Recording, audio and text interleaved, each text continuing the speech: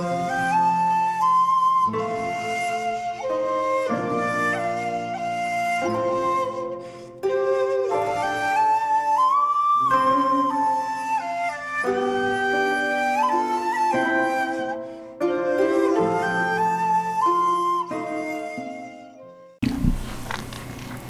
there, this is Soldier from Soldier Films, and welcome to another edition of my Eurekas in a row, where I just wander through my spine numbers that are consecutive in my Eureka Massive Cine collection. Again, I'm not complete, and I won't be complete, otherwise it would just be one video. So today is a bumper episode, as I go from spine numbers 170 to spine number 185. So quite a lot in a row this episode. I think this is the biggest episode I've ever filmed. So I'm not going to go into too much detail because some of these films I really need to rewatch because it's been a while. But we'll start with spine number 170 and 171. This is a G.W. Pabst double bill. West Front 1918 in Kammerdascheschaft. And these are absolutely wonderful films. It's a 3-disc set with one Blu-ray and 2 DVDs, and you get a lovely booklet with that amazing artwork. You also get alternate subtitle options from Kammerdascheschaft, authentic to the film's original presentation in both France and Germany. West Front 19, an introduction by film scholar and author Jan Christopher Horak, and the same person gives you an introduction to Kammerdascheschaft. These two films, 1931 and 1930, 1906 minutes and 90 minutes. Kammerdascheschaft is about people working together after German miners rest their lives trying to save French miners that are trapped after an underground explosion. And West Front 1918, strange enough, is set in 1918 during World War I, and goes through the horrors of trench warfare. These are both absolutely brilliant films, and again Eureka just do such a great job of restoring these and showing them in their best light. I do have quite a few patched, and I just recently picked up The Love of Jenny, which was a good film as well in the recent Eureka sale. But West Front 1918 and Kammerdascheschaft are both absolutely brilliant and well worth having. And then next, spine numbers 172, 173 and 174. It's the standard edition of the Buster Keaton set, which has Sherlock Jr., the General and Steamboat Bill Jr. And I'm one of these strange people who prefer the two junior films to the General. I know the General always gets more love. I do have the book of Barry Norman's 100 Greatest Films and the General's in it. But Sherlock Jr. might be my favourite one. But the last 15-20 minutes of Steamboat Bill Jr. is jaw-dropping. Forget your CGI Avatar visual extravaganzas. The last 15-20 minutes of Steamboat Bill Jr. are amazing. How people didn't die while filming them is just incredible. And they each get their own Blu-ray. So these films are from 1924 to 1928. It's a total of 191 minutes. Sherlock Jr. from 1924, General 1926, and Steamboat Bill Jr. from 1928. They look fantastic. 1080p presentations of 4K resolutions. There's original scores, there's commentaries, there's a 52-minute documentary on struggles Keaton had working within the system.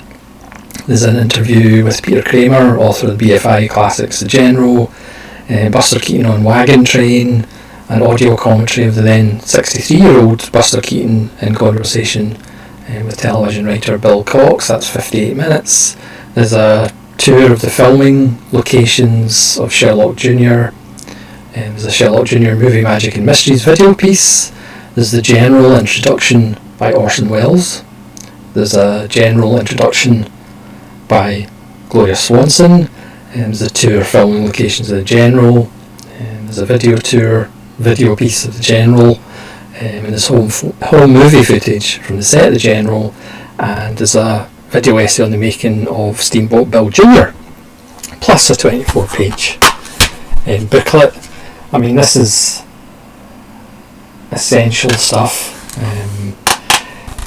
Because I think growing up, it was always more Charlie Chaplin that was on television, and certainly more Harold Lloyd and Laurel and Hardy than Buster Keaton. But I think I now appreciate Buster Keaton a lot more than I did when I was a lot younger. And as I said, the three of these films are absolute classics, but certainly the last 20 minutes of Steamboat Bill Jr. are just astounding. Then we have another multiple spine number set. This is spine numbers 175, 176, 177, 178, 179 and 180. And this is Lubitsch in Berlin. This is fairy tales, melodramas and sex comedies, 6 films from 1918 to 1921. So as you'd expect, this is a bit of a mixed bag. And also because they're silent, you don't have that wonderful Lubitsch dialogue, but they're all worth seeing. The total is 580 minutes, so just under 10 hours. So we've got I Don't Want to Be a Man, or Ich mochte kein Mann sein from 1918, De Puppe, or The Doll from 1919, De Osternprinzessin, or The Oyster Princess from 1919, Sommerin from 1920, Anna Boleyn from 1920, and De Bergkatze, The Mountain Cat from 1921. And there's a 2006 feature-length documentary, Ernst Lubitsch in Berlin, from Schloesshauser Alley to Hollywood, and there's a exclusive concertina score for De Puppe, and again there's a nice little booklet with works from David Cairns, etc. So you could argue, okay, these are for, the Ernst Lubitsch fan, the completist, but there's some lovely touches, some lovely pieces in the films, but again, perhaps not essential viewing. It's film number 181, which is fairly timely because the 4K of this film has just come out by Eureka Massive Cinema and Criterion. It's Cure by Kiyoshi Kurosawa. This and Pulsar is two kind of famous ones, I guess. Even though I kind of prefer Doppelganger, which is just in DVD, sadly. I think that's probably my favourite Kiyoshi Kurosawa. Again, this has Blu-ray with a booklet. And again, this is, Kurosawa has that kind of style of kind of fairly steady camera, not a lot of Liam Neeson cuts. Again, this is about ordinary people committing horrible murders. Starring Akuso Koji, who's a very familiar face. There's a new interview with Kim Newman, and there's a new interview with Kiyoshi Kurosawa, and an archive interview with Kiyoshi Kurosawa. There's a 24-page booklet, including an essay by Tom Mes, who we all know and enjoy. This is from 1997. So technically before Ringu, I believe. It's Ringu 99, not quite sure. Yeah, wonderful film. I won't be upgrading to 4K. I think Blu-ray is fine for me. And then Spy Number 182, one of my favourite Billy Wilders, The Private Life of Sherlock Holmes. One of the cinematic mysteries is there was originally a 3-hour cut of this film, but this is deemed to be lost. This is a 125-minute version. Starring Robert Stevens as Sherlock Holmes, who certainly gives you that kind of sense of arrogance and I'm smarter than everybody else. Colin Blakely is a fun Watson. Christopher Lee is actually a really good Mycroft Holmes. Yeah, this involves Queen Victoria, Loch Ness, Russian spies. It's fantastic. Again, this is just the Blu-ray and the booklet. So you get a new interview with Neil Sinyard, does a lot of Billy Wilder stuff for MOC. The Missing Cases, 50 minutes, a presentation of the film's deleted sequences using script excerpts, production stills and surviving film footage. I really can't talk today. Includes the film's original prologue, The Curious Case of Upside Down Room, The Adventure of the Dumbfounded Detective and the Dreadful Business of the Naked Honeymooners. There's a deleted epilogue scene, which is audio only. Christopher Lee, Mr. Holmes, Mr. Wilder. An archival interview with Christopher Lee and his experiences with working with Billy Wilder. Interview with editor Ernest Walter. And a 52-page booklet including an essay by Philip Kemp. Yeah, it's an absolute blast. One of my favourite Billy Wilders. Then Spy Number 183 is Dreyer's Michael. And this is from 1924. Again, just the Blu-ray and a booklet.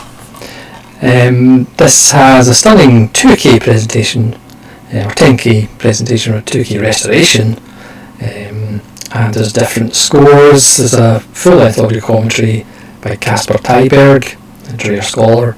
There's a video essay by critic and filmmaker David Kearns. There's an isolated audio interview with Dreyer from 1965. Plus a 56-page booklet featuring a new essay by Philip Kemp. Jean Renoir's 1968 tribute. A translation of the original 1924 Danish programme, and a reprint of Nick Wrigley's essay from the film's 80th anniversary DVD release. I have to say, I wasn't blown away by Michael, so to speak. But still wonderful to see it, and again it looks really fantastic. You could watch that and Death in Venice as a nice double bill. And then Spy Number 184, which I also have on Masters of Cinema DVD, which is a completely different Spy Number.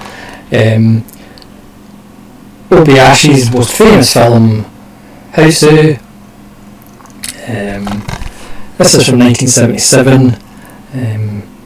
Hausu is kind of one of the standards of Japanese cinema and world cinema when you first start out. You know, if you were given like 100 world cinema films to watch or to show to somebody who's never seen anything outside the English language, Hausu would probably be on that list. The person would probably run screaming, but this pretty much proves that, you know, in cinema the only limitations are your imagination.